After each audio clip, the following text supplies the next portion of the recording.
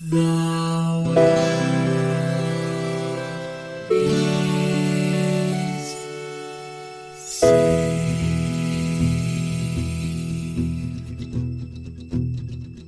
The living room's dark, save for light being cast from the big TV screen and the imminent sunrise that's teasing the one starry sky with whispers of morning. Hut, hut, hut, hut, hut, hut, hut, hut, hut, hut, hut, hut. Hey, George. Hey, I am so displeased with you right now. I am out of a spectrum of campers from happy to viscerally and decidedly unhappy. I am on the unhappy scale. I am an unhappy camper. I'm just trying to imagine the camp you would send people to. That's like viscerally unhappy camp. Well, I mean, it's like the Dr. Payne scale, you know? The camps. Yeah. So, at what point do we make a joke about football camps? I feel like there's a segue into football camps here, but I'm just too tired for it. I am. I also, I mean, you know, we can't spoon feed everybody these jokes, you know? I mean, like camps, football, I don't know. Work it out. Get off your ass and make some humor. It's like Chief Wiggum when, you know, like Marge finds the person who robbed her and like beats the mess out of him. And Chief Wiggum is like, yeah, I don't see the rest of you finding your own criminals. That's right. Walk away. All right. So we played Tecmo Super Bowl. And Are you sure about that? No. So, so here's like a sort of synopsis version of what happened here. So we played Tecmo Super Bowl, and I had this grand idea because of a comment that a coworker, audience member made at work. We were talking about sport ball games, and they were like, "Oh, did you know Tecmo Super Bowl is actually still updated? There's like these crazy fans in the modding community that have been continually updating Tecmo Super Bowl with modern stats the way you would with like a Madden game." And so I got the insane idea that we would compare Tecmo Bowl to Tecmo Super Bowl. What I screwed up is that there's Tecmo Bowl, then the sequel, Tecmo Super Bowl, and that's the game that has been super heavily modded. So Okay. staring down... I can follow your logic a little bit better now because from my seat it was like, well, we're going to play Tecmo Bowl and Tecmo Super Bowl. And I was like, okay. And then so I played Tecmo Bowl and then played Tecmo Super Bowl. And you're like, no, that's the wrong Tecmo Super Bowl. You have to play the modded one online. And I was like, but I've got this one. And it was like, no, you got to play the modded one online. I was like, but why are we playing two games? I don't know what's happening. And then you're like, okay, well, we'll just play Tecmo Super Bowl. I was like, okay. And you're like, wait, not the one for the Switch, right? And I'm like, what? There's one for the Switch now? It's like, well, it's because it's in our suite of nostalgic games for the Switch. It's like, because that's Tecmo Bowl. And I'm like, this has gotten way out of hand. Yeah, no, it completely fell apart. And the thing is, if I'd had all this information at the start, I would have said, let's just play Tecmo Super Bowl because that's the one that the modding community seized on. And I want to see the original that community seized on. But because I was trying to do this insane comparison and I drew the wrong names out of the hat, it worked out in a way because when I broke down and was just like, okay, this idea isn't going to work. So we're going to just play the game like we would play a regular game and there will be no gimmick, right? We will just play the game. And the one we settled on is the one I would have said we should have played if we were just picking one anyway. So when the failure condition happened, the airbag deployed and everything was fine. So everyone survived the terrible accident that was the gimmick that could have been this episode. And it worked out in an extra fun way because now I get to say, if you like this game, or if you still like this game after this episode, or if you like this game more after this episode, right? If you want to go play Tecmo Bowl after this, don't go Tecmo Super Bowl. Well, any of them. Don't try and go find the cartridge at a flea market or something. You can go to tecmobowl.org and download any of like the last 12 years of real player stats hacked back into this game.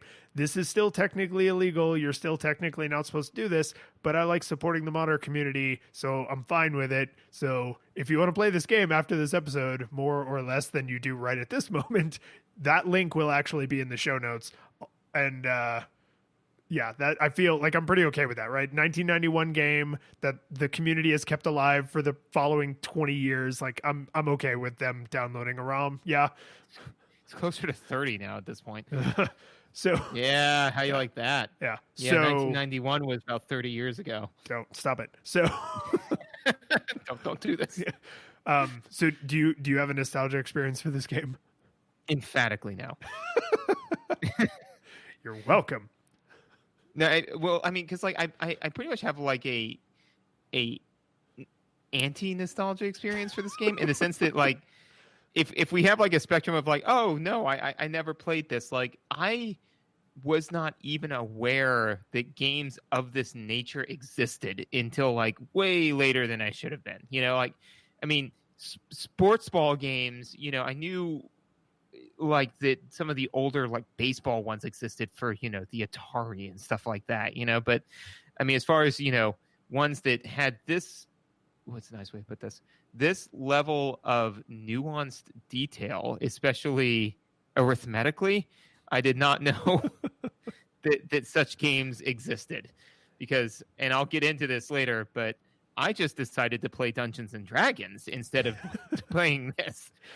Yeah. So I have an adjacent experience, which is I realized while I was writing my notes out for this game, because I was writing like, you know, played at Kevin's house, which was one of my neighbors. Almost all of the sport ball video games I played as a young kid were at Kevin's house because Kevin liked sport ball video games and I didn't. And so my experience with a lot of games from the NES, Genesis, Super Nintendo era is where all of my exposure to sport ball video games comes from, because that's the age that I was playing with this particular neighbor kid and we were playing these kinds of games. And that's not to say they were all good or bad. Like any games, some of them were fun, some of them were not, some of them were mediocre, but we needed something to pass the time. Like they still by and large were video games, but that entire class of video games, I only have memories playing them, not just with Kevin, but at Kevin's house, which means because him and I were like, we played outside a lot, which means we were probably playing like when it was raining or it was too hot or it was too late at night or whatever. Like there was probably an increasingly narrow set of circumstances that led to me sitting down and playing. I also remember playing a couple of hockey games with him, and I don't have anything against hockey, but I give zero craps about hockey. Like on my list of sport ball things I don't care about, hockey is even lower because I was born and raised in America. Most Americans don't think very fondly of hockey, right? So it's like, but I remember playing Mutant League hockey at his house all the time. I remember, dude, they made a cartoon show about that, right? Yes, they did. I watched the mess out of that cartoon show. Did they make the cartoon about the football game or the hockey game? Might have been the football game. No, I just slap bet that they made one about the hockey game. Not even close. I can barely. I know that it existed broadly. That's not worth slap betting over. Yep. No, continue. I'm gonna look this up. Well, so I mean that is essentially the end of my nostalgia experience. But what I will do while you are frantically looking for information to prove yourself right is. Go ahead and plug us. That's what I'm going to do. So I want to say thank you to new followers on Twitter and Twitch. People who've been hanging out in Twitch stream. That's always super fun because, you know, they post into the chat and I get to talk to them. It's exciting. Patrons, Patreons, people who donate to the coffee. All those links are in the show notes, where to find us on the Sochmeets, where to find me on Twitch when I stream the games we play. That's a John Hodgman reference because you just kind of cocked your eye like, what the hell are Sochmeets? No, that's the second time I've heard that in the last like 24 hours. So I associate that with John Hodgman. I associate it with the TV show Glitch Text. So Maybe they are also fans of John Hodgman. I don't know. I mean, because the last person I heard say it was a 15-year-old teenage girl cartoon. So it was weird then also hearing John it Hodgman's from core audience. I mean, So yeah, no, we love you all. You all are the best, and honestly, the reason why we do this. So there was a Mutant League TV show where they played many sports, including hockey and football. You know, I was going to speculate that just because from a media creation standpoint, that seems like the safest thing, right? Create a show and then field test the episodes that are heavy on a certain sport and then make more episodes with those sports in them, right? And that's how you like A/B test your franchise, right? Just the way Mickey Mouse comics kind of went away because it turned out that everybody wanted to read Donald Duck comics because Donald Duck has a personality and does things, right? And in the old days, Mickey didn't. And so they eventually just took all their Mickey Mouse comic writers and put them onto Donald Duck comics because those were the ones that made money. Well, plus, I mean, Donald Duck is brave enough to not wear pants anywhere he goes. So, you know. And Mickey only goes topless everywhere. Exactly. I mean, you know, look, I'm just saying that, like, yeah, I mean, it takes some bravery to walk around topless, especially when you're sitting down, because like I'm not 100% comfortable with my body, you know, like sitting down shirtless, you know. But that being said, you know, like, I mean, to be pantsless, I mean, the only two people I've ever seen pull that off is Donald Duck and, for whatever reason, my son, who gives zero craps about wearing pants in the house, you know. So it takes the bravery of either a duck with anger issues or a 4-year-old to pull off that look. The word hero is thrown around. No, we're not going to do that. All too much these days.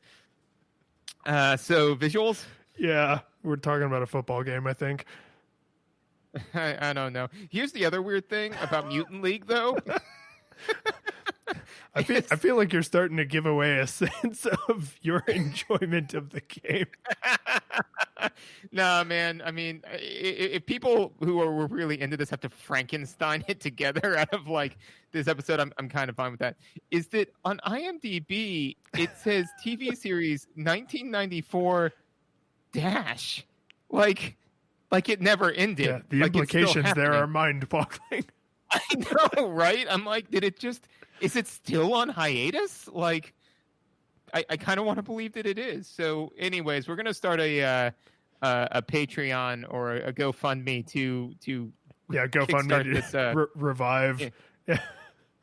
Mutant League. Actually, not revive. Anyways, just get another season since it's apparently still running. Yeah. It's just furloughed. Like it's just on hiatus. Okay. So visuals for Super Techno Bowl. No, Tecmo Super Bowl. Tecmo Super Bowl. Super. Yeah. Super Bowl Tecmo. Yeah. Bowl Super. Yeah. They're really Nessy. And I literally have a bullet here that says Ness gonna Ness. But I think this is an interesting time in the Nintendo Entertainment System's history because this is when they started packing processing power into the cartridges. Yeah. And I don't know for sure that this game did that, but this I would slap that on because the quality of graphics between Tecmo Bowl and Tecmo Super Bowl is it's literally the reference. Accurate. Yeah, it's the difference I keep making is it's the difference between Super Mario Brothers and Super Mario Brothers 3. And the only reason Super Mario Brothers 3 can exist is because they shoved processing power into the cartridge. And that's how this game feels. And not to compare it directly to its predecessor, but like the graphics are Super Mario Brothers 3. My God. Well, yeah. But the graphics are, for the most part, exceptional NES graphics. Like everything actually looks real good. Like it's the visuals are kind of like bright and colorful. You can always tell what's going on. The little cutscenes of like the near miss of like blocking a field goal kick or intercepting a pass. The little goofy halftime animations with the cheerleaders, like they all actually look pretty friggin' good. Oh yeah, no, I mean all of the and I do feel that you kind of to lead into one of the other visual notes is I did feel that the cutscenes really did kind of add something to the game, because they're not gratuitous in the fact that they don't go on for ages. It's not like a cutscene starts and then 5 minutes later you're watching Titus awkwardly laugh into the sky. I mean, it's not like that. It's just a quick little blip, but it does help flesh out kind of the almost it's not tokenized, but the very NES graphics on the screen, like when you're actually running around. So when you do something particularly awesome, like you throw an amazing pass and the person catches it, it shows like that person catching it, So I felt that really kind of added to my experience. But yeah, no, I mean the graphics, especially when I played Tecmo Bowl, I was like, all right, this is about what I would expect. Feels like Excite Bike but football. And then when it was Tecmo Super Bowl, I was like, this has to be one where they added processing power onto the cartridge because they are night and day different. Like it does look like it was on a different system. So I think that the graphics overall I think they aged pretty well, all things considered. I mean, it's definitely not a Madden 2020, but it's pretty good. Well, the thing that you would contrast between a later football game, even just in like the next generation, right? Super Nintendo Genesis era, is that all of the play, 100% of the play happens in a bird's eye view, right? Single camera, no changing it. You can't choose to pan up and down the field. It's always dead center on the action, and that's the end of the story. And I actually kind of loved that. Maybe if I was like a big sport baller, I would say like, oh no, I want to be down in the action. I want to feel like I'm on the field, but I don't. I see football because I'm, again, not a big sports person. Like I see it kind of for what it is, which is a hyper watered down version of a war simulation. Right. And so having the, like, I'm the general up on the mountaintop watching the troops, right? I'm not a player. I am the players, right? I'm commanding my side against the other side. And so having that bird's eye view kind of jives with the way I already think about most sports, which is I'm not an individual contributor. I'm this all-controlling, all-consuming deity figure in the sky. Like, that's actually totally fine with me. And that, I think, is the biggest difference between a sports game of this era and a modern one, particularly football games, because every modern football game does the exact same thing, which is the camera is over the quarterback's shoulder so that you have to look downfield and judge the throw just like a real quarterback would. And again, if I cared about football, that would probably be super neat. But seeing it up in the sky, seeing the X on the field, literally exactly where the pass is going to go, because it always goes there, and I just need to make sure that the player is there before I throw the ball or can get there before the ball hits the ground. Like, I'm actually super okay with that. And the visuals can't do more than that at this time. And I almost wonder if something would be lost. Like, could you play Madden 2020 with a Tecmo Super Bowl camera? Because that would be kind of amazing. Well, I think that one of the things that you're hitting on, so obviously a core aesthetic for this game is fantasy, right? I mean, but which fantasy are you living? Are you the coach or are you the quarterback? And I think that's kind of speaks to which fantasy are you trying to live out? Like, are you the quarterback who you want to throw the winning pass down, whatever, like you want to throw the winning, the touchdown. You want to sink the winning basket. Yes, yeah, exactly. Yeah. Do you want to be that, or do you want to be the coach of the football team and like you are coordinating everyone? And that was kind of one of the things that I felt, and this is actually more mechanics, so I'll save a lot for it there, but I felt like that this game doesn't do very well, which is, which am I, so like, am I the coach or am I the player? Because like you can cycle through which player you're controlling really fast and all that, which is in mechanics. I will say this though, they do a very good job letting you know which player you are controlling. There is a very, very bright one over the person that you is player one and an arrow pointing down being like, this is you, So at no point did I have to struggle visually with which person I was controlling. What I did with that information, I struggled with greatly, but I at least knew who I was controlling. Knowing what to do from that point is again more of a mechanical issue. I did struggle a fair amount with knowing where the ball was, So like this wasn't an issue when I was passing. It was an issue when I was doing running plays, So like where especially some of the more complicated ones where like you back up and you fake handing it off to one person and which they lovingly animated and I think is kind of adorable. Yeah. So like they kind of show you like trying to hand it off and hand off somebody else. I mean, once I got into the rhythm of it, I could understand it. And again, for somebody who's a sports baller like that, that wouldn't be an issue because they know what they're looking for. But for me, visually, I was just kind of like, wait, I'm sorry, where's the ball again? Which person am I? Like it was enough jarring and disorienting that it was one of the several reasons why I did not do too many running plays. If you settle on wherever the number one is, that's the part of the universe I have direct control over. That way of thinking was working pretty well for me because there's what I think a football team is 175 players on each side, right? So the field is at the same time, very crowded, right?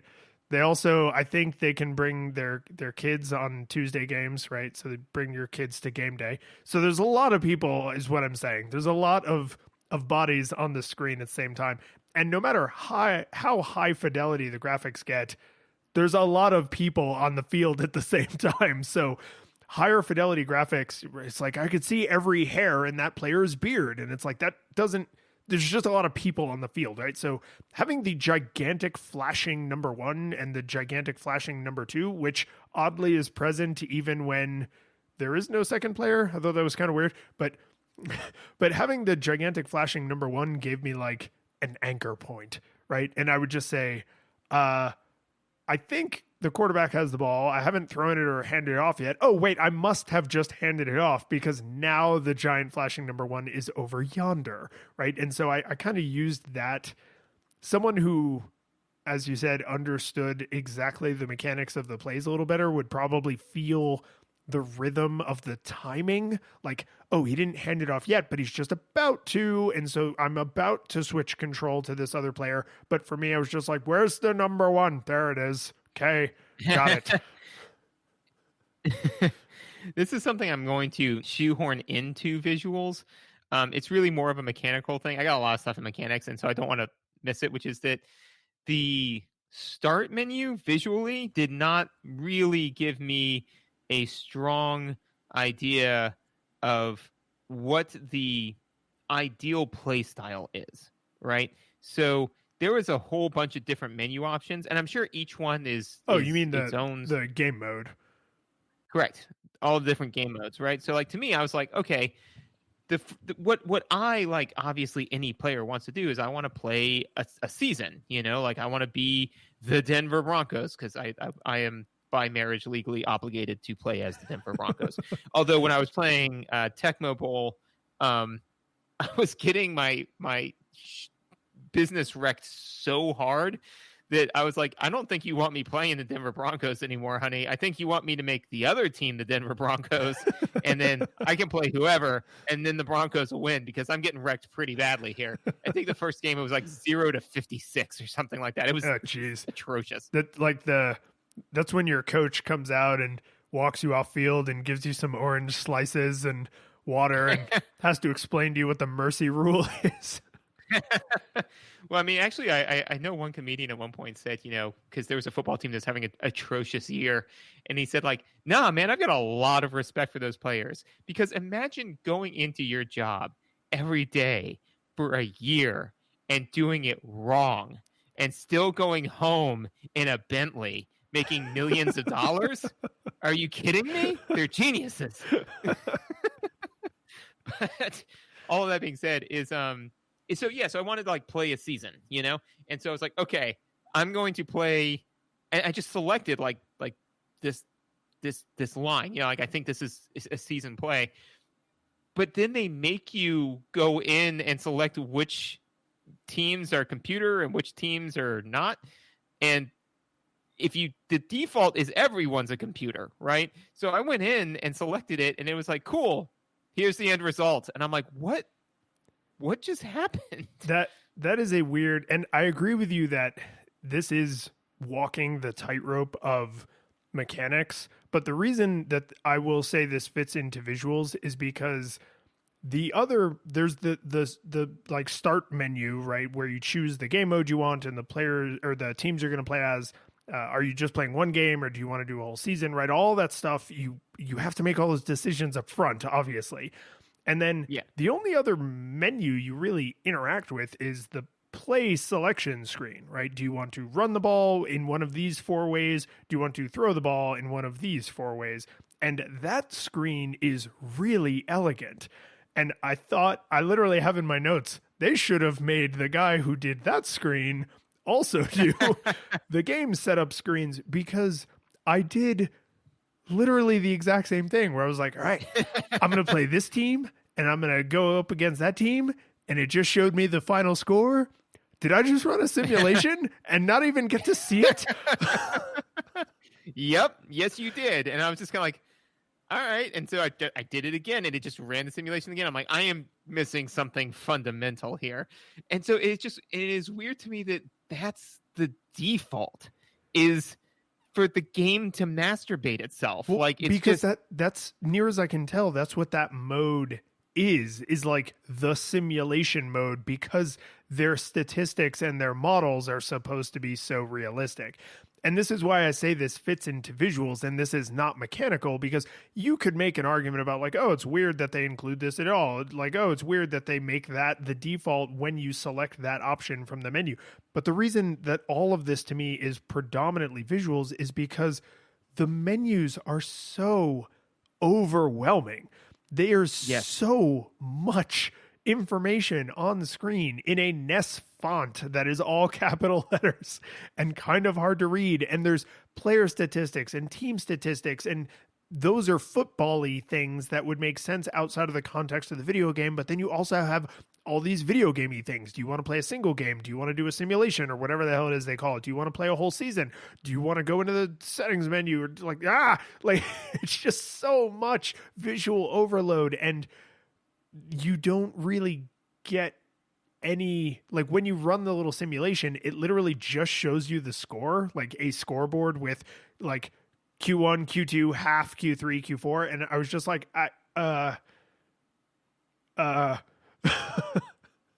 honestly, this is not something I generally suffer from because of, basically having an overwhelming amount of confidence and very, very little knowledge that makes for not generally having decision paralysis. Not always a good thing, but actually it's generally a bad thing. But that being said, no, but I mean, like, I don't generally suffer from decision paralysis. I kind of did with this game because there's so much information that is given to you all at once. If it wasn't for the fact that I was sitting down to play this game to review it, there was a strong part of me that just was like, walk away.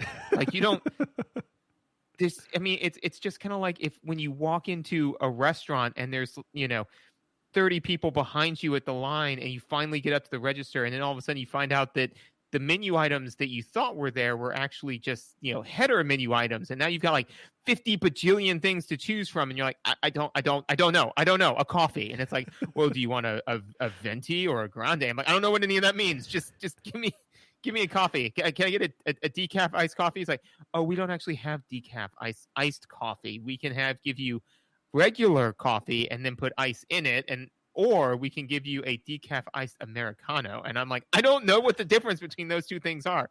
That is actually a real story that happened to me. And I looked it up, and I can't seem to retain what the difference is between coffee and Americano. But all that being said is, that's the feeling I got from this game was, just this overwhelming amount of information being shoved at me all at once.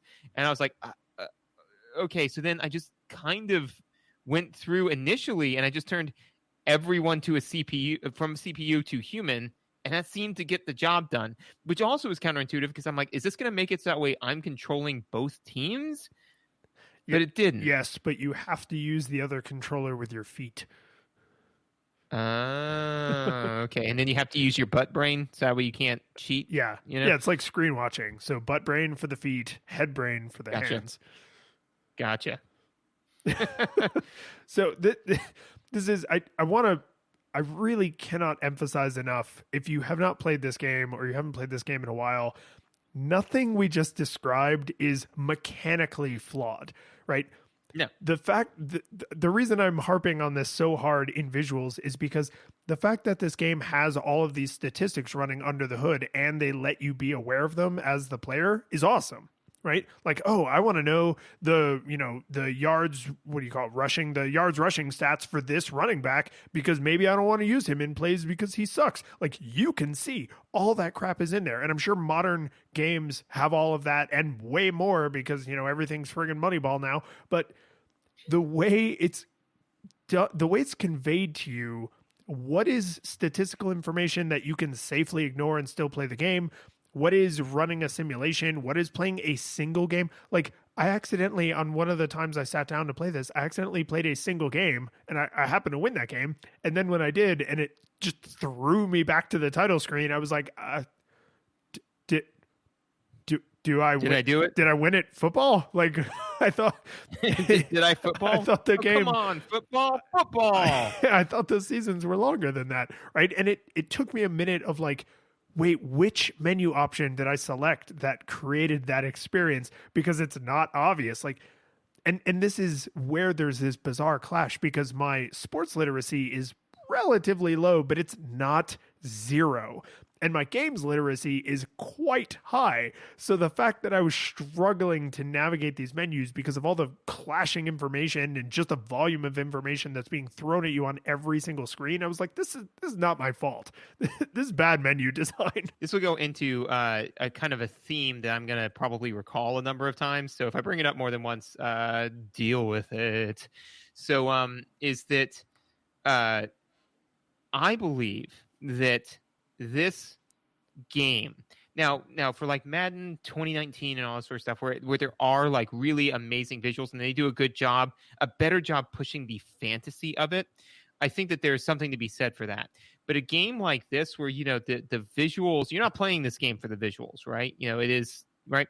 So where the visuals actually aren't that amazing as far as like graphical fidelity or anything like that, I think this would be better served as like a tabletop RPG.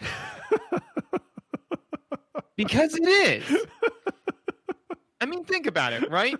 You've got tons of stats, right? Like, let's just say books. Let's just say that there was a handbook that you could hand the player, a player's handbook, if you will, that had all of the different, like stats and all sorts of stuff. You could build all of the characters, right? Either off of models created from actual characters, or you could build your own characters using some kind of a point system, right? That, had all of their stats. And then you aggregated all of these stats into the teams, and then all you need is just the randomness. So if only there was some kind of a random number generator that was physical that you could roll that could generate a random number, let's just say hypothetically between a 1 and a 20, right? That could then determine whether or not your play was successful, and if successful, how successful. And actually, while I'm on this little kick, the way that, well, no, that's mechanics. I will touch on this again in mechanics, but no, I think that this game would, because of the amount of it, when we're talking about it, basically what we're talking about, the problem is cognitive load. They are throwing way too much at you way too quickly. All of it's information that you can get, but you're expecting to be able to power through the menu in about 10 seconds, So your brain is naturally trying to process all of that visual information in about 10 seconds. Whereas if you sit down with a book, your brain says, like, I'm going to have to chug this for a little while. So it could be laid out even similarly. But if you're not trying to like get it all into your brain that quickly, I don't think it would be as big of an issue. So the moral of the story is, I think that the issue that we're struggling with is visual representation causing too much cognitive load. And I think it's because fundamentally this is the wrong forum to have this type of game. So I actually mostly agree with you. I think if we really were going to go way off into the weeds, I think you could take the game of, most sports games, really, all of them possibly, and Yeah. and do them as tabletop RPGs, which I guarantee you has already been done. Oh, certainly. Right. Like this has definitely happened. But I think just like some people enjoy Final Fantasy, but not Dungeons and Dragons, there is something to be said for the physicalness of it, having a visual, having the sound effects, right? That is all stuff that I'm totally fine with, and I understand because I like Final Fantasy, but I also like Dungeons and Dragons. So I get that they kind of serve different, they scratch different itches, right? That being said, when you are thinking about a football game and the 175 players plus their kids that they brought to work that day on both sides of the line of scrimmage, it's, see, I know some sports stuff. There's Yeah, man. there's You're doing good, champ. yeah, there's an expectation in my mind that that is the part that will be visual cognitive overload, not the menus to get to the gameplay. And that is the thing that is just driving me nuts, right? And I know we're beating this horse pretty hard, but like it was maddening that once I got into a game, I did not feel like I was suffering visual cognitive overload, but on the menus I did. Like I just it's a weird feeling to have that kind of an inversion. Yes. Sorry, I got really excited about something, which was, as you were saying that, I was like, okay, let me double check this, because apparently I am just going to be the Oracle. You're my man in the chair. Yeah, man, I'm the man in the chair. But the thing they brought up, which I thought was the name of the game, it is just the name of the article, unfortunately, which is Dungeons and Dragons and First Downs. Nice. And right, and it's just the name of the article, the one of the games, because it's a list of tabletop RPGs, and one of them is First and Goal, which is that's good. But I'm like, no. Now, if we ever create a sports RPG, it has to be called Dungeons and Dragons and First Downs. Like it's an amazing RPG name. But I mean, wouldn't you shorten that to Dungeons and Downs? That's even better. See, we workshop. This is why collaboration's important. Yeah, that's why collaboration's important. I swear I had more stuff for visuals, but I don't know. So I'll give you my last significant visual note, and this is going to sound like I'm kidding, but I swear to God I am completely serious. During the little cutscenes, whenever the crowd is visible in the back, particularly like when you make a touchdown or when your field goal is good, a successful try, I believe it awkwardly says, which if that is the official football term for that, that's weird. So you all know. But when you can see the players as if you were down like at field level, so you can see the audience behind them, they use this insane rainbow filter to designate the audience. And I have no idea what that is supposed to represent, because if it was supposed to be like people moving back and forth, it would be blobs of color that move, not blobs of color that stay still and rotate through colors. But I swear to God, I think it looked awesome. I loved it. I don't know what the hell it's supposed to be communicating other than like it's like visually stimulating. So there's a lot of like emotion to it, even though it doesn't literally make any sense. And it's not trying to be an artistic representation of any kind of actual physical thing that I could think of, but I think it looks great. Like every stupid time I scored a basket point, I was like, yay, the crazy rainbow thing. But then even when the opposing team scores a basket run, then they also get the crazy rainbow background. And I was like, this actually, takes some of the sting out of it, because I sort of love the way this looks. No, I agree with that. I think that, like the visuals to me were very kind of double-edged, in the sense that there were definitely some areas where I was like, the actual visual on the play itself, like the gameplay visuals, I was like, take it or leave it. I think my imagination could do a better job. But on all of like the cutscenes and all that, the animation was pretty solid. And yes, successful try is correct. Like it is when you are trying for an additional point after a touchdown play, right? That if you are able to accomplish that try successfully, it is called a successful try, and the referee signals that it was a successful try. Okay, so we're just going to do one back and forth on this, and then we have to move on. Okay. Could you not then call all points in all sporting events where there are teams competing against each other successful tries a touchdown? You successfully tried to make a touchdown. You successfully tried to sink a basket. You successfully tried to run around the bases. Like, you could just call them all that. Well, not for me because I'm too cool to try. Ha! We're going on to audio now. Audio. So you're going to give a huge, long, well-articulated thing, and as you're doing it, I'm like, I have to be able to respond to this in 7 words or less. Yeah, I said one volley at most is all we were going to do, volley. and you We're were. good. That was like I served, and you just threw your racket and went back into the locker room. You're just like, nope. And muttering to myself, one volley. Audio. So, okay. So by this point, when I was starting to take my audio notes, I had clearly become displeased with the game. So, hey man, don't give up the ending. So I know that I generally rely on you pretty heavily for the audio notes. I'm going to have to continue to do so because mine aren't, as I'm now rereading them, very productive. So I did not find the music particularly enjoyable in this game. It's very Nessy, and there's so much Ness music that's iconic. I mean, we were literally before the show just gushing about how amazing Castlevania's music is, right? This isn't that. I couldn't tell you why exactly. It was grating. It was very like shrill and pitchy. And so the note that I have is the fact that there is no music while you are trying to pick your play is a godsend. The music in this, and this may be a coincidence, or this may be just a thing they did on purpose in the game design. The music is more akin to what I think of as the music when you actually attend a live sporting event. So if you've ever been to a football game or a basketball game, any kind of, American team-based sport, and I would not be surprised if this is true all over the world for cricket and rugby, right? Sports that aren't super popular here in the States.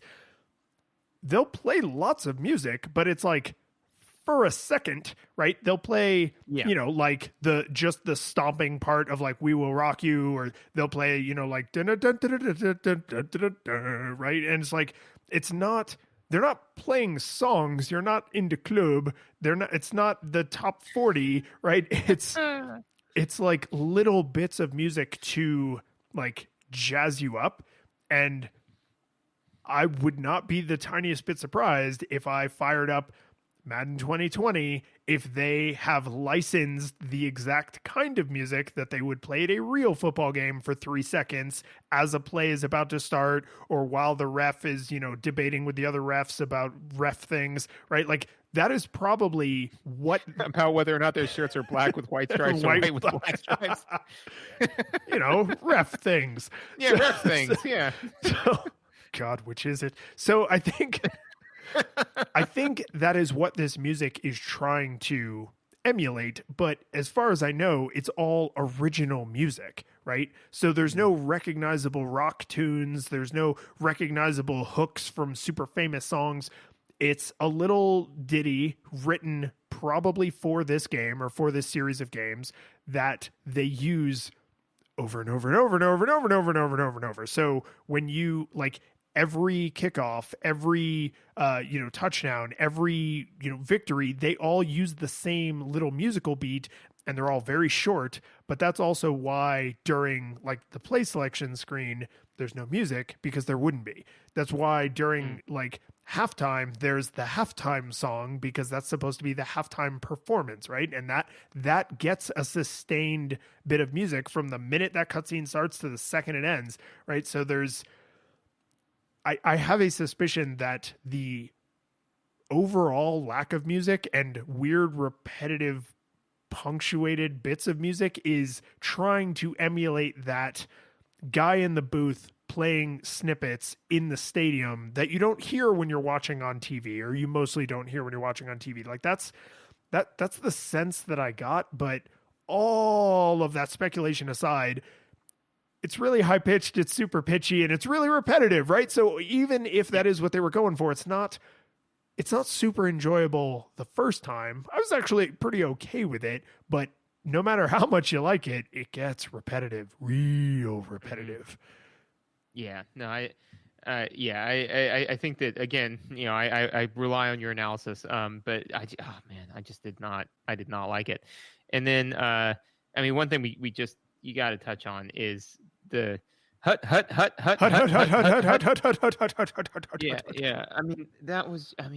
The fact that, first of all, it goes on forever unless until you snap the ball.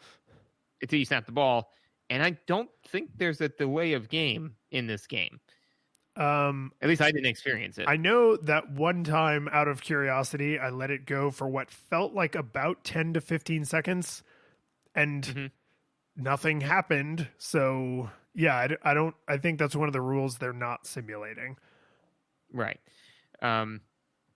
Yeah. So I think, So like I said, it was just kind of like, if they just went like hut, and then just waited until, it was, because I'd say, it's an audio cue for whether or not the game is being played, but there's quite enough visual for that. This isn't like Legend of Zelda: A Link to the Past, where a guard becomes aware of your presence, but they could be off screen. So they make a little like as they run towards you, and that's good because there's a lot of motion on the screen, and you might miss it. There is none's motion on the screen, and then an explosion of motion on the screen, right? So you're never really forced to guess whether or not. Just like in real football, you don't have to guess whether or not a play is happening or whether or not people are getting set up for it, So you give yourself a really hard time for your troglodyte ears, and you are completely right to do that. Please continue that long-running gag. Sorry, what? But I want to tell you something that I think will help you feel a little better about your ability to process audio information and interpret that, like how it's impacting the experience. In Tecmo Super Bowl 2020, one of the modded versions that I mess around with a little bit when we still had this ridiculous gimmick in mind, that is one of the things they changed. Oh, excellent.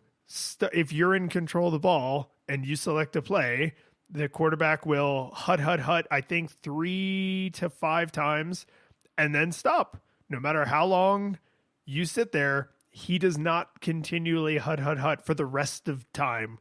Whereas in the real game, he will hut until the cows come home. And so you're right. Like you're not wrong to think that is annoying. People who think this game is amazing also modded that out of the game.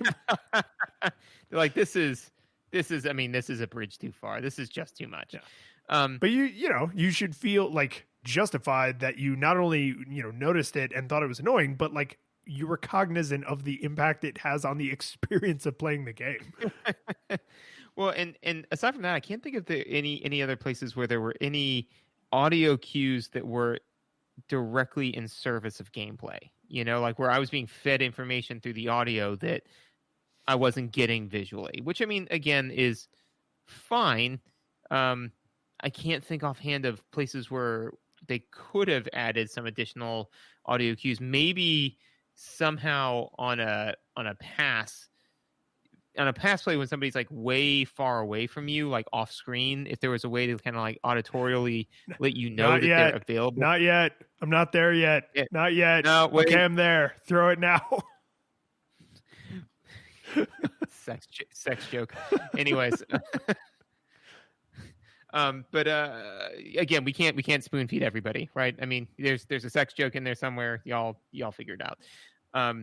That being said, but that being said, is that when the player that you're passing to is so far away that they are off screen visually, I think that's good because it should be harder to see and understand what's happening. They're a bajillion miles away, So yeah, I can't really think of. I definitely didn't pick up on any other places where they were repeating me stuff. through the audio, I can't think of that. I'm not going to say it's a bad thing because I can't think of any place where I would have added stuff. Well, I think this is where the visuals and the audio are tightly coupled in that the bird's eye view obviates away what would in a more realistic football setting be super useful audio information, right? If I am looking downfield because I am getting ready to throw a pass and into the basket to score a point, to score a goal, how much can I screw this up? So, right, but I'm relying Keep trying. I'm relying on audio information around me, like, am I about to get QB sacked, right? Like, if there's a dude running up on my side, the audio information of that might be useful. And in a video game, especially because now that I have small children, I have started playing more video games with headphones on. I can imagine in like a stereophonic, surround sound game, the sound of footsteps getting increasingly louder would be very tense and exciting. And it's like, oh, the dude's coming for me, right? Like, I got to get rid of this thing. When you have a bird's eye view, none of that is necessary. You always know exactly where everyone is at all times. You know if they're about to tag you or not because you can see it clearly. There's nothing, it's not like the ball whistles as it flies through the air. There's no place where audio information in this game, because of the visuals, gives you additional information. When the whistle blows because a play has finished, you lose control of all the characters on screen.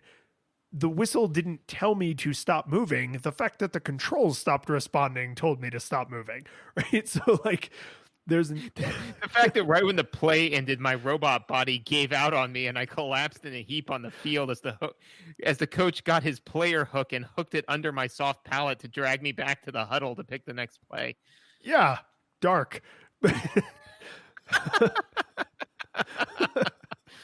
But yeah, I mean, this is something that I noticed because as the music was starting to grate on me a little bit, I was like, could I play this game on mute?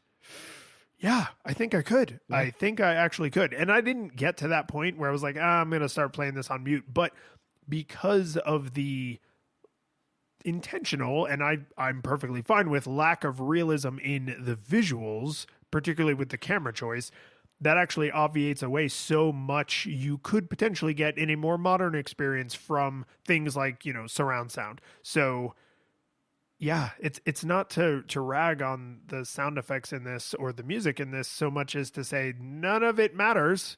And if you're fine with it, fine. And if you're not, also fine, because you're not missing anything.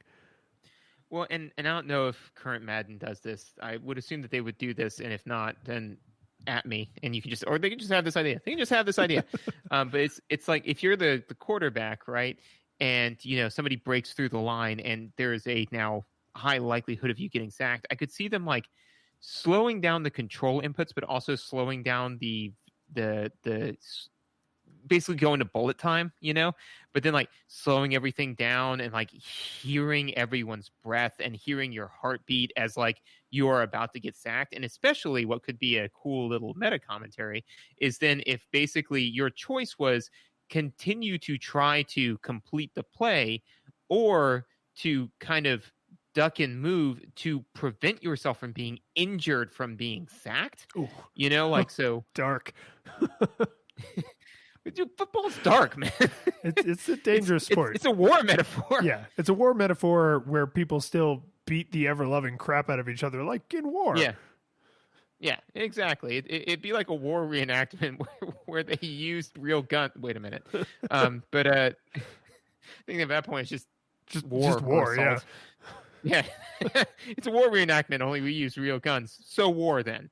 It's true. But yeah, something like that where like I could see that really adding to the fantasy aspect, of like having everything slow down. You hear like the thump of your heart, and like the heavy breathing of both you and like the slowly louder breathing of the person coming at you, and like the hitting of. Now, overlay that onto the visuals of this game. Like that makes no sense, right? So again, like, could they do more with it now? Absolutely. Should they have done it then? Nah, I'm good with what they did.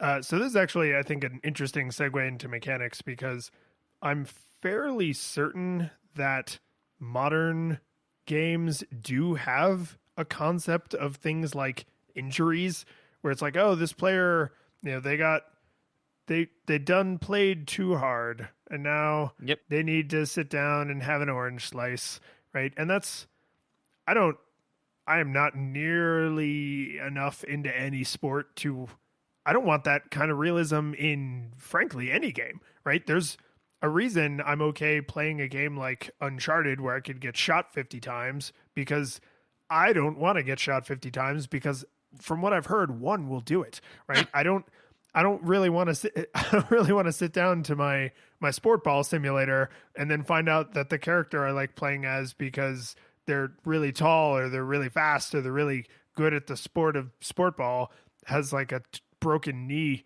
or a ruptured disc in their spine. Like that's not what I come to video games for personally. So Right. I felt like mechanically this game actually had a surprisingly sophisticated balance of things that really happen in football and not things that really happen in football because you don't want to deal with any of them. So a great example is sometimes you fumble the ball. And it's pretty rare because professional football players shouldn't be doing that. But like it adds like tension and excitement when a pass is intercepted or when you screw up the kickoff and it's on sides and like you actually recover it because they didn't get to it in time, which you're like not always supposed to do. And like when a safety happens, right? Like these kind of edge cases in football that in most sports, I think most people would say it's the edge cases that are like the things that make the highlight reel, right? Like, oh, this team, like they were up by 6 and they thought for sure they were going to get it. But then, oh God, a pass goes crazy and it's intercepted and he runs 90 yards for a touchdown and they success try. And so they get the extra point. And now, right. Or like a 2-point conversion, right? See football terms. I know some of them, right? But like the things, the things that like, our edge cases in real sports are often the most exciting things. And because this is a fantasy simulator of a game you could really go play, you want more of that stuff. But what you don't want is broken angles and traumatic brain disorders. Like, please leave those out. And to me, to me, this is the right balance of yay, an interception and, boo, an interception is happening constantly. Yeah. I definitely I agree with you in part. I agree with you that you want more traumatic brain disorders.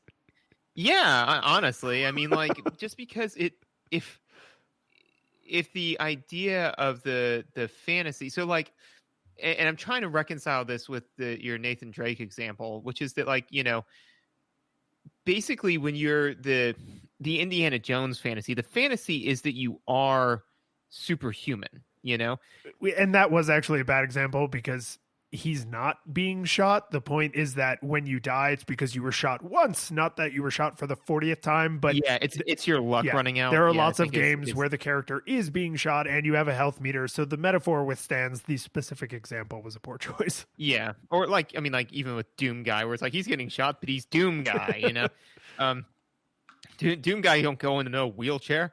But all that being said is that I think that, when managing, if the purpose is, you are managing a football team, then managing their injuries, I think adds to the fantasy. And honestly, it's kind of, to me personally, and this is just my own, like kind of outside of the game view of it, is the more kind of awareness we can kind of raise about the fact that this is a brutal sport.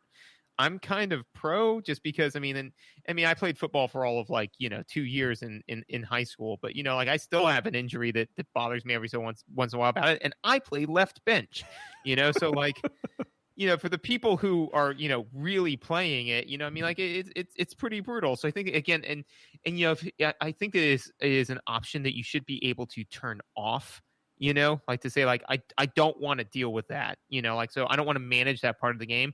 So turn that off. In the same way in like Civilization 6, I can turn off barbarians, like I don't like that mechanic. So I just turn them off. They're gone, But I think having something like that in there to kind of like remind people, it's like, hey, just so you know, yes, this running back is amazing. They can only play for so long until they're horribly injured out of the game, I think is a plus.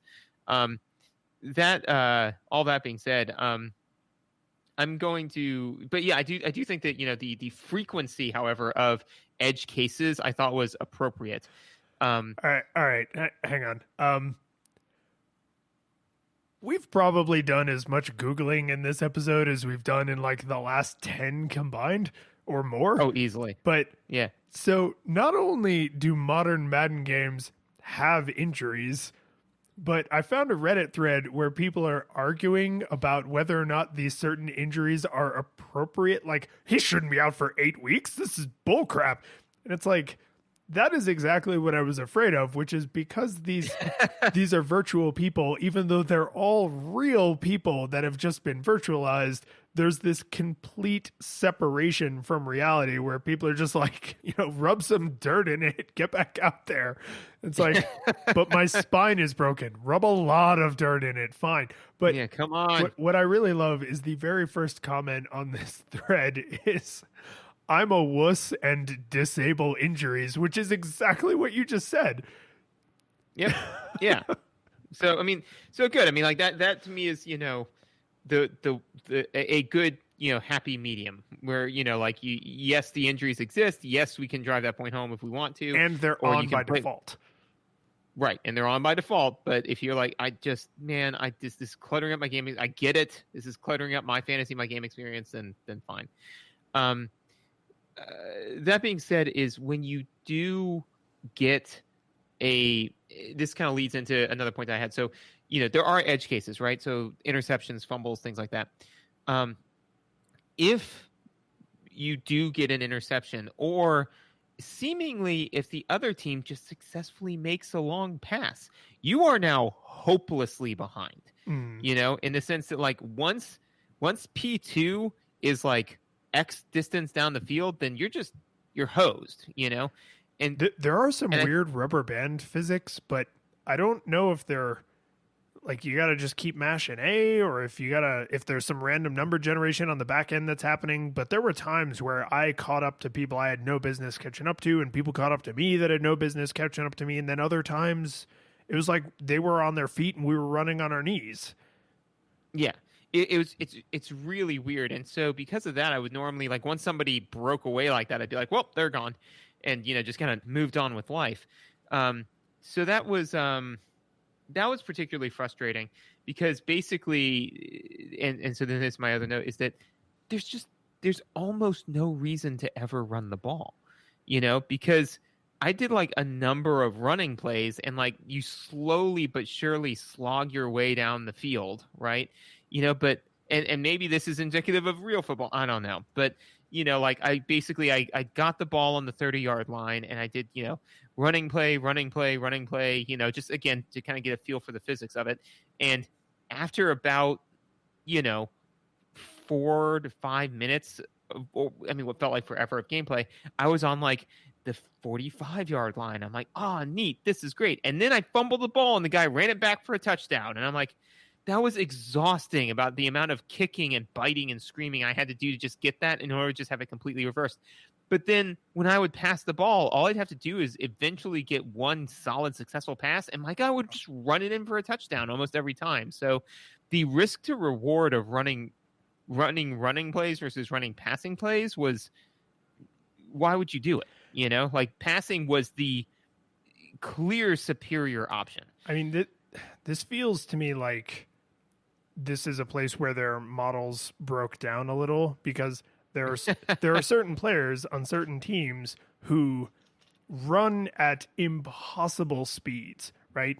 So there's literally a reference to this in Family Guy where they actually show real footage from the real game where Bo Jackson is just like running circles up and down, and like to the point where people, this is like a house rule. Like, you cannot play with Bo Jackson because it's not fair or fun, right? And so like there's a handful of players, spread across different teams where it's like, oh, that person always makes the reception. That person is almost impossible to catch once they start running the ball, right? Like just these little places where it's like, oh, this formula works for 99 out of 100 players, but for this one player, it gives them friggin' superpowers and totally sucks the fun out of the game, right? And it's like just Gary Seinfeld when he's talking to Superman, and Superman's like, "Do you want to go cycling? Cycling with you isn't fun. Why not? It's just not."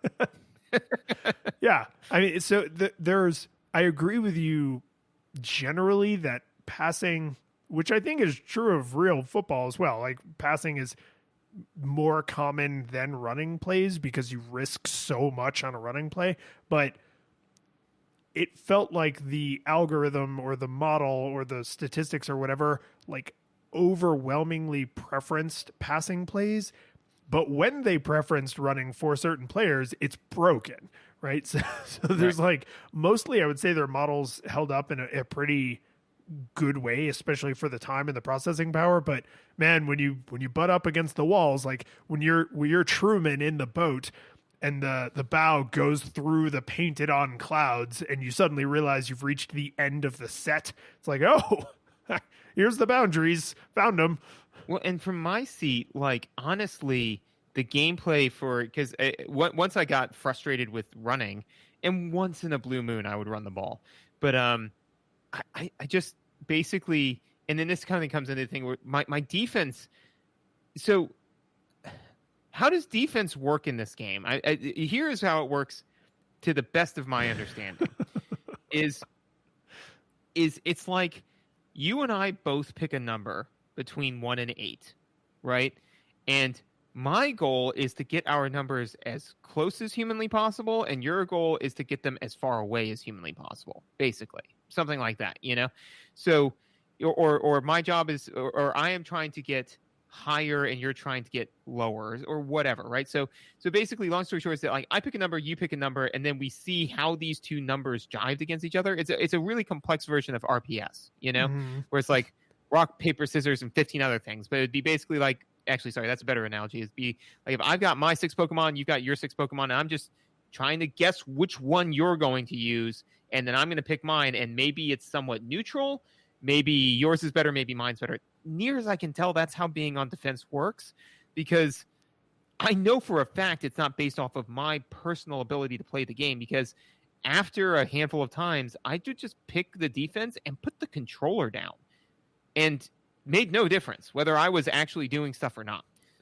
So, yeah. Okay. So one of the few things that matters during defensive play is, or actually offensive play. So when you are in a grapple with someone, right? And no DM wants to do the grapple rules, right? Nope. So when you're in a grapple with, I think one time I gave your character gold to specifically not initiate a grapple. You did. I was like, I will give you 100 gold to not initiate a grapple right now. Don't do this to me, bro.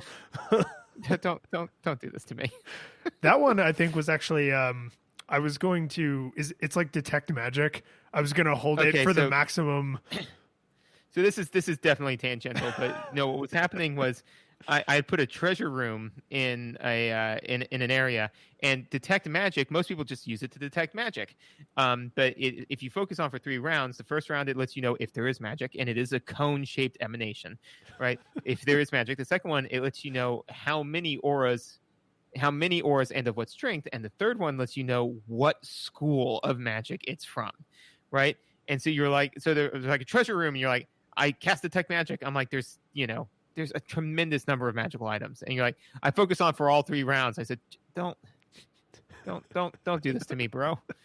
Okay, one, I don't see how that was tangential.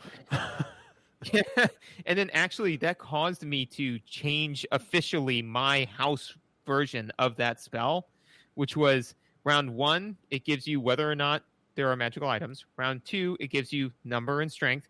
And round 3, it casts the strongest version of dispel magic known to the game and dispels the magic on all of the magical items. So it's actually a much more powerful level 1 spell, which I felt made me a generous DM. Yeah, no, totally.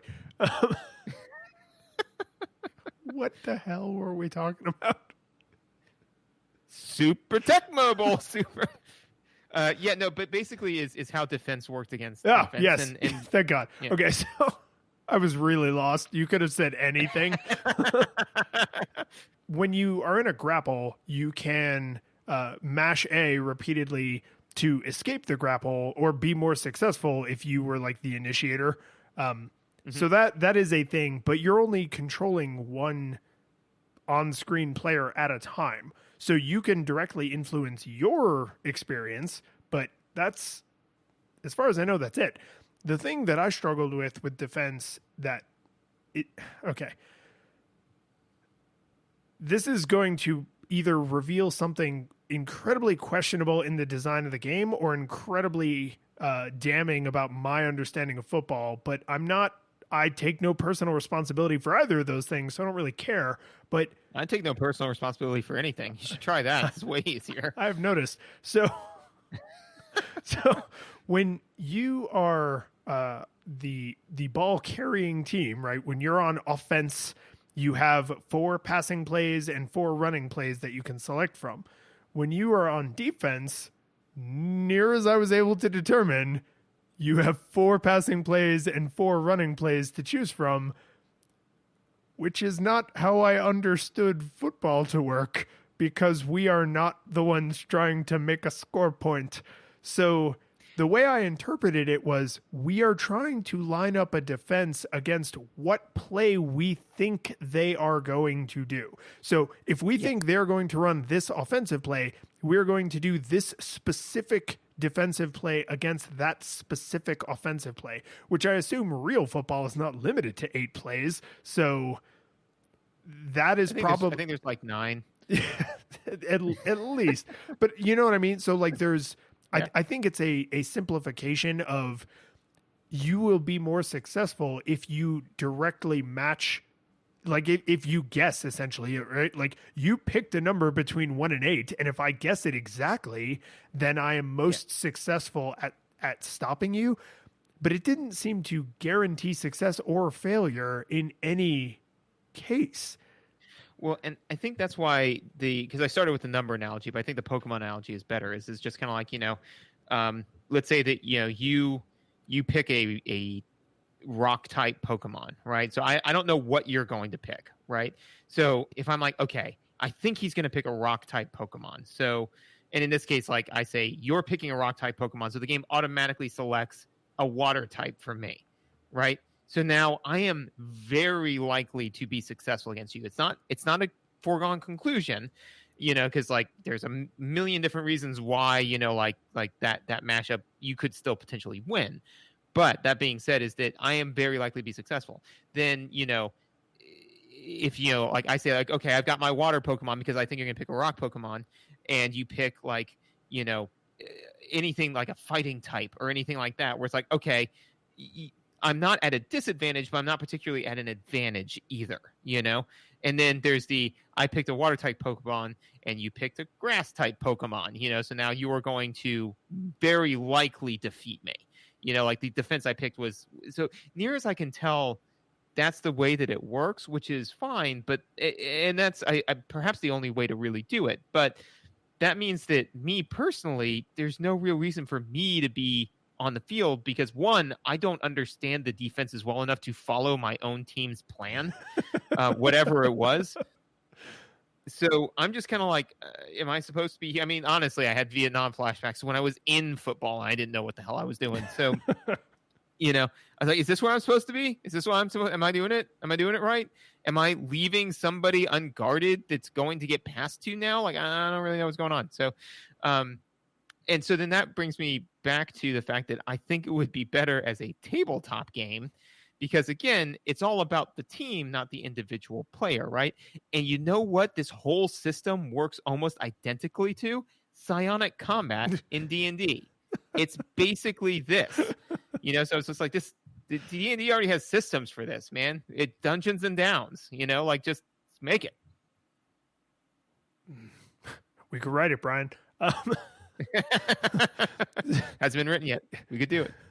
So the more we're talking through this, the more confident I am that this is essentially what's happening, right? It's like it's a pick a number, get the right type of Pokemon, rock, paper, scissors kind of system.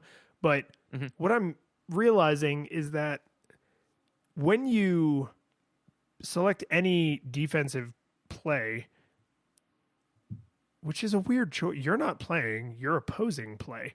Anyway, when you pick your defensive alignment, then you, before the ball is snapped, which you don't have any control over, but I think the computer will hesitate for you, but before the ball is snapped, you can rotate through 2 to 5 defensive linemen. Dudes. Right? Yeah, 2 to 5 dudes. They are all dudes. So you can rotate through 2 to 5 dudes, and if you wanted to be a jerk, because the game mechanics are exploitable, you can always pick the center linebacker. I have no idea what you call that person. The center dude. And you can essentially... The center. The center. Even on the... I thought it was the center when... It's center on both sides. It's the center on offense. Yeah. No, there's the defensive tackles and the defensive ends. Okay, so you can pick a dude in the center or near the center and then just rush the quarterback always.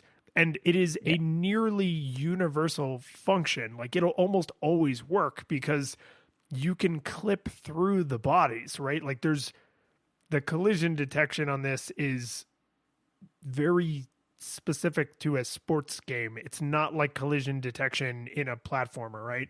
So if you wanted to, if like you're the kind of person who sees this as a fun thing to do, whenever you're playing defense, you can just like tackle the quarterback repeatedly until the ball turns over. And that is a thing the game will allow you to do. You wouldn't probably get very far doing that against another human player. But like, this is another way that the defense is even more confusing, because not only do you have to understand the footballness of it, but you can exploit the video gameness of it in a way that is only video gamey. You can't clip through people in real life, as far as I know. So like, you can. Well, I can't clip through people in real life. This is why my football career came to a crashing stop. but I can. That's why my career as a ghost is going great. But this is just, or as a home invader. This is just like a weird thing about when I was playing offense, I felt like I was playing. When I was playing defense, I felt like it was just random number generation. Yes, agreed. Yeah, no. When I was playing on offense, I felt like, oh, I am doing stuff. I am moving the ball. On defense, I literally would put down the controller, because I felt that a lot of the times when I was actively engaging with it, that I was more detriment than help. Like, that I was moving people so far afield of where they were supposed to be that I was doing more damage than good. I felt like, Stan Smith when, like he gets shot by the hunter, when he's like, I'm sorry, Stan, I just didn't know who was doing the most damage. Like that's me. I was like, dude, take me out. But the one other thing I just wanted to mention about mechanics was the fact that the tackle mechanic I did not care for, in the sense that you only get one shot. Do not miss your chance to tackle, because if you do, you done. Well, this is a weird about not being able to rotate through, because I mean, it's a 2-button controller. It'd be awkward to have to reach over and like mash select or something, but like, they do not allow you to rotate players once play has started. So if you throw a tackle and you miss, it's not like you can jump into the mind and body of a player who's still on their feet. That's not an option. It would be so cool. In modern games, I promise you that is possible, but it is super not in this one. So, and yes, I agree with you that it is. And I'm sure that it's just done through a normal visual rotation of like, now you're in charge of this person. Now you're in charge of this person. Here's what I want.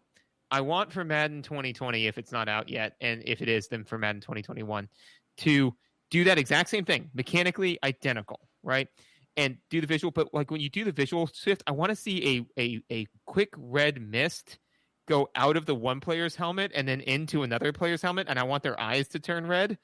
And then everything else remains exactly the same. Dark. Come on. So because what I'm picturing now is like there's the like you're on defense and the quarterback is like backing up and he just sees like, like a person like jump and start to tackle him and then like realize that he's missed and then just zip into another person's head and like just people are just jumping left and right, like just creating this sea and all to the sound of da na na na na na. It's like people just keep trying desperately to tackle this. All of the wide receivers are way open because like just everyone is trying to kill the quarterback. So where my where Jesus Christ, where my mind went with that was the animation when you cap into something in Super Mario Odyssey. Oh yeah. That's what I want to see. I want to see me, the player, shoot out of the quarterback like into the receiver as the receiver catches the ball, because now that's where I need to be, right? So there's a weird like elongated character model that like goes from like helmet to helmet, right? And it's got to make the cartoony like zip in zip out noise that it makes every time Mario does that. Like that to me seems more fanciful than a terrifying red mist blood demon. Yeah, agreed. Especially if the animation, it's like you said, it's kind of like an elongated person, but it's the team's mascot. Oh yes. I mean, right? More realistic would be if it was like the coach, but screw that guy. It should totally be the mascot. Yeah, it should totally just be like like for the different Broncos, like a Bronco just like shoots out. That's the spirit of the team. Of the team, yeah, exactly. And so we're on the same page. Man, we should make more video games, or any. We should make any video games. Lord. You got anything else? Oh, God no. I've completely lost the threads so many times. So here's my feelings about how this game held up, and I struggled with this in a way that may be unique to this game, because there's tons of times I've struggled with rankings for the games, and actually a lot recently where I've struggled with like exactly how I want to rank this. The thing that I struggled with... Do you think that, sorry, just real fast, do you think that that's a sign of you becoming a more refined game reviewer? I love that interpretation. No, because I mean, like the idea is it's like, and to be fair, this is slightly tangential, but when we first started doing this, I remember being like, this game's good and this game bad, and now I'm like, well, I mean, I've seen this mechanic used in a number of different games. I feel that this game did a decent job employing it, but not the best, but also not the worst I've seen. So like, there's a whole lot more gray area behind it. So you're like, I mean, altogether, like, I don't know, man. It does some things well and some things poorly. It's supposed to like, this game did 3 things I didn't like, so it's dumb. Yeah. No, one, I think you're actually right, but 2, I obviously prefer that interpretation because it's generous to me.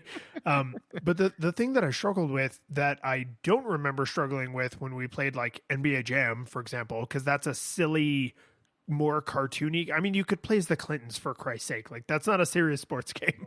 But this game is trying to be a serious sports game. It's just doing it with very limited power, right? Just in the way like Pong is supposed to be tennis. It's not supposed to be silly. It's just the best they could do at the time, right? So I don't really care for sports games, generally speaking. Just like I'm not really that big into actual live, real human being sports. And so part of me is down on this game because I'm just not the target audience, and I really didn't enjoy playing it all that much, and I didn't think it was very fun. And I had to play a game at a time. I believe it's a real quote that people say, like, football is a game of inches. Like, reviewing this game was a game of inches. Like, I couldn't play more than one entire game at a sitting. Like, I couldn't get through a whole season. There's no way and I'm someone who plays 70-hour JRPGs. Like, I couldn't. And it's just because I just didn't find it fun. I didn't think it was bad. The game is not a bad game, but I am super not the target audience to where I was just like, I'm not really getting anything out of this. I'm not enjoying it. I'm not having a bad time, but I'm not having a time. Right. And so what that kind of led me to was I was like, how do I rank something that I'm feeling that ambivalent about? And I was like, I have to go with my opinion. And so being realistic that this is more of a my opinion ranking than objectively ranking the game, I had to give this nostalgia goggles, because I have played sports games that I found engrossing and interesting and fun and exciting, and even the realistic ones, not just the cartoony ones, but I just couldn't get into this. And I think I maybe could get into a more modern game that's got some more engrossing realistic elements, but this didn't do it for me. Like I had to go full nostalgia goggles. And I will say, with the asterisk on that, if you like this kind of game, particularly from this era, like simple sports games, not all of the modern nonsense, really do go to the link in the show notes. Go check out tecmobowl.org. That community seems awesome. Like, I have nothing against any of those people. I'm just not one of them. So for me, I went full nostalgia goggles. So I have never done this before, but I for me personally, I think I have to abstain from a vote. And here's why. Yes, here's why. I fucking hated this game. Like, I hated it. But I didn't realize it until I was playing. I have never played any sports video games like that were not ridiculous over the top, like where you're playing as a tank and it's baseball, or, playing as like you said, like playing as the Clintons in NBA Jam, something like that. Right. I've played those types of games, but that's like saying, I've played Mario Kart is not Forza. Yeah, exactly. Like, yeah, I played Mario Kart. That's kind of the same thing. I was going to say, like I played, playing Mortal Kombat does not prepare you for a boxing simulator, So like, I did not like this game, but I have no basis for comparison did it learn, does it hold up to modern standards as a video game? It's difficult to say because I have no examples of modern video games of this genre to compare it to, So, because I just haven't played it, so I can't really speak to game feel. There's so many things that I can pick out things that I don't think that it did well, and I can pick out things that, it did do well. But all that being said, like how it all comes together as an experience, I didn't like that experience, but I don't have any examples of what that experience is even supposed to be like. It's kind of like, saying like, well, I didn't like race car driving. It's like, oh, do you think that, but did you enjoy driving this car? It's like, this is the first car I've ever driven. I don't know. Like, I don't like race car driving in general, but I don't know whether or not I like this. So honestly, here's what I'm going to do. I'm going to abstain from a vote, but in our 2020 year in review, I will circle back around and give this an honest review. So if you, stick with us, and then we'll do the top three, worst three. And if it's in one of those two, then you'll definitely know where I came out. But either way, I will circle back and give this one a true rating. All of that being said, you owe me a good game now.